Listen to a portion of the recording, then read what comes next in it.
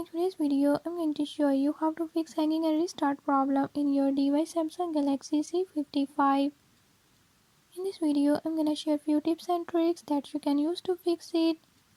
If you found these tips helpful, press the subscribe button and turn on notifications.